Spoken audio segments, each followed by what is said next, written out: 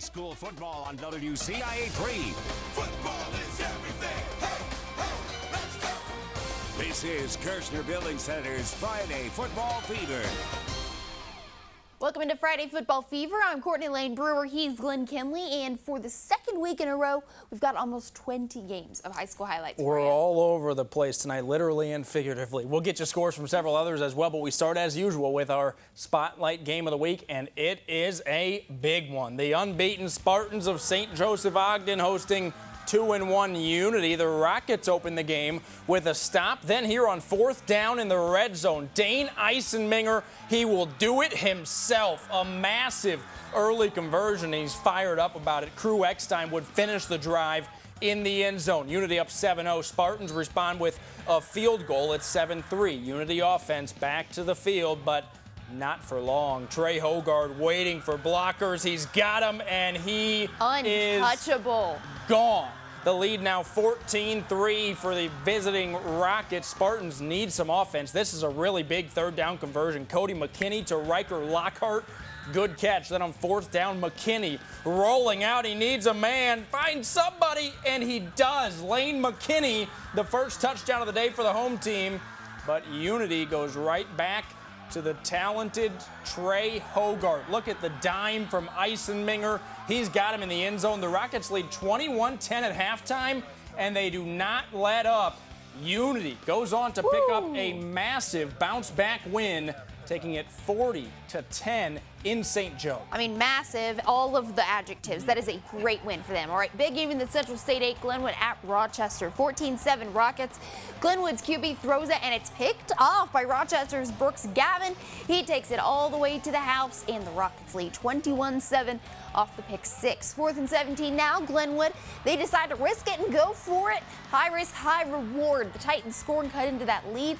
That game went down to the wire, going overtime at 35-all. Glenwood getting the narrow win. Wow, 43-42 in overtime. We knew that would be a fantastic game. It exceeded expectations. Here's Gibson City Melvin Sibley visiting undefeated El Paso-Gridley. It's a battle of unbeatens, and that's Jacob Chase scoring a touchdown as he does every week. The Falcons can throw it to Tucker Moeller, finds Graydon Leonard. They'll call this a touchdown. GCMS will go for 2. Give it to Logan Ward. He fights his way into the end zone across the line, but the Falcons trail by 8 at halftime, and the Titans of EPG continue to look really, really good this fall. They pull away to win big, 52-14. How about that second half? Yeah. All right, Neon Night at Mahomet-Seymour versus Taylorville. 14-all coming out of the half. 4th and 3 Dogs. Cade Ashby muscles it in for a 1st down, and just as quickly as he got down the field, he's in the end zone. Bulldogs go up 21-14. Similar drive next time Mahomet gets the ball, and it's the same guy getting it done. Cade Ashby doubles up the Tornadoes, and the Bulldogs win big, 49-27, final at home. Another big second half there. That was from Mahomet-Seymour. Shelbyville heads to Warrensburg-Latham to take on the Cardinals. Defense became quickly the name of the game. That's Jaden Meister sacking. And then in the final seconds here, the Rams looking for points. Austin Ulmer picked off. Second half now, the Rams tackle for loss. The drive ends with Malachi Warren breaking up this pass, and the Rams will finally get down to the doorstep. Ooh. There's the pass breakup. Here's the Rams on the doorstep, but this is a fumble. The ball's out. Jordan Branson will recover it. It was 13-8 Cardinals for much, if not all, of that 3rd quarter, but then they would pull away in the 4th. Warrensburg-Latham wins 28-8. All right, Friday night in the Sage Cage. Monticello hosting St. Teresa. Nothing on the board yet.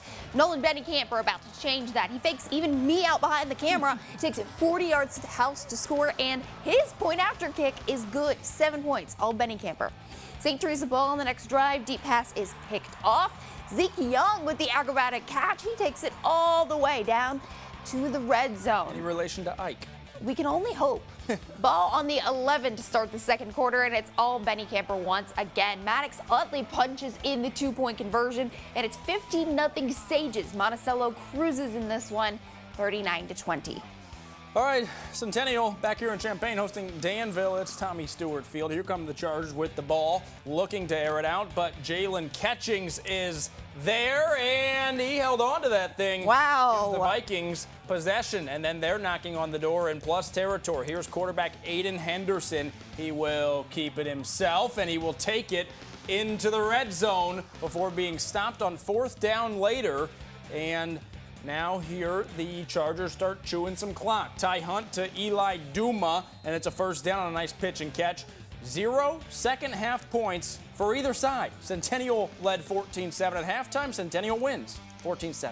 Let's keep it in the Big 12, a conference clash in Urbana with the Tigers hosting Central. First quarter, Zaire Aker around the end.